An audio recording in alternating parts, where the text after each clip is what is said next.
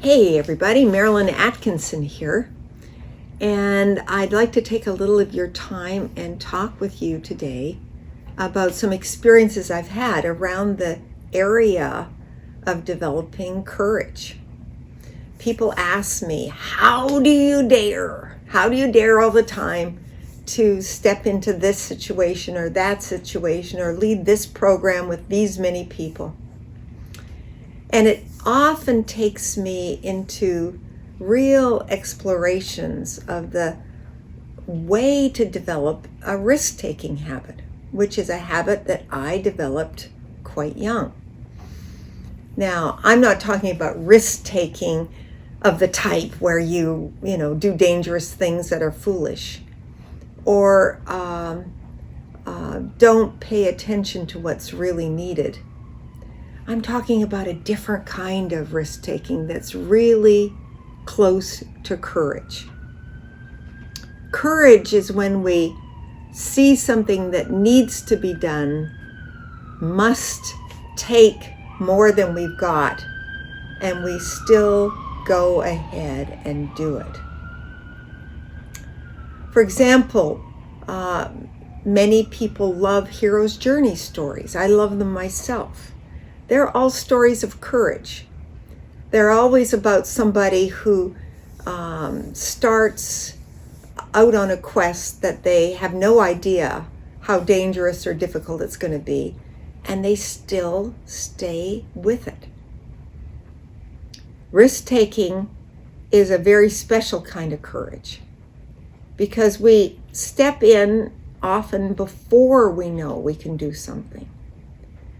And this is what I want to talk with you about today, because the risk-taking habit is the fastest way I know that people can build skills they haven't had yet.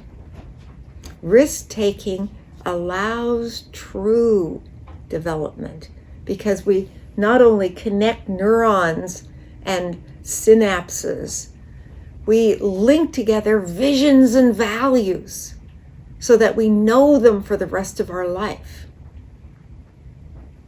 Let me tell you about a moment in my life. I'll share a story. This is probably one of the first risk-taking events I really took as a young woman.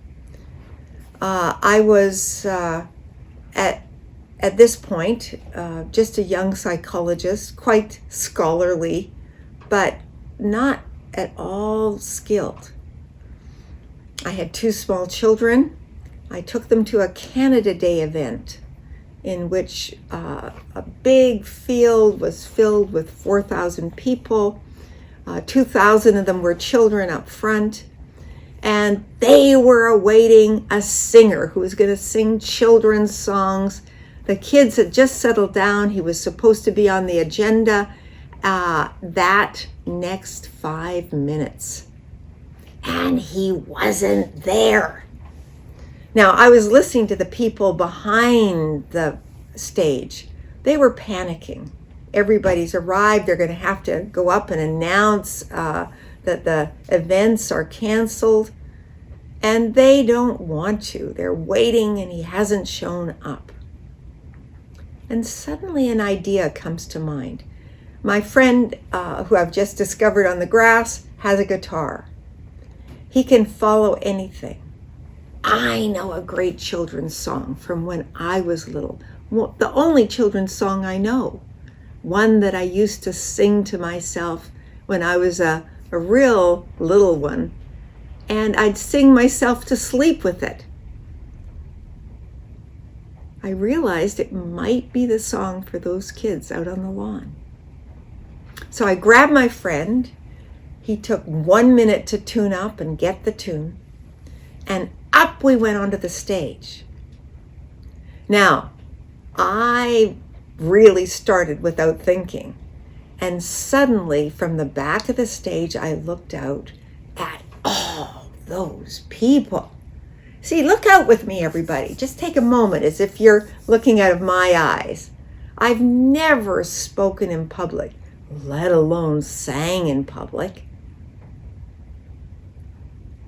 but I have a sense that this is right, that they need this. And so I step up and I say to the kids, "Hey kids, what do you know about bears? Do you like bears?" And they all nod. They like to get engaged with such a topic. Have you seen lots of bears at the zoo? And I'm engaging them a little bit, and they answer, and some jump up and down and sit down again. Yes. So they think I'm the entertainer. Put on the entertainer's hat, Marilyn.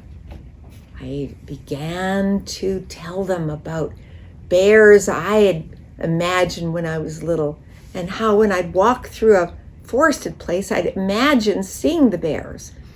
And I would sing a song called The Teddy Bear's Picnic. Now they're getting more and more interest. How do you handle fear of bears? And so I begin to sing to them. My friend plays a guitar, and I start. If you go into the woods today, you're in for a big surprise. If you go into the woods today, you better go in disguise. 'Cause every bear that ever there was is gathered there for certain, because today's the day the teddy bears have their picnic. Now I'm having fun. I start to sing the refrain and ask them to sing with me.